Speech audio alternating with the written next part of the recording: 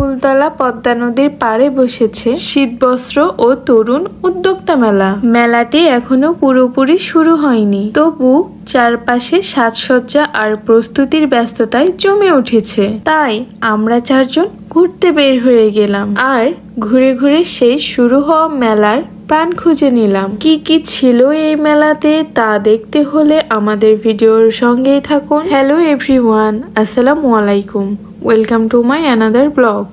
কেমন আছেন আপনারা সবাই? আশা করি অনেক ভালো আছেন।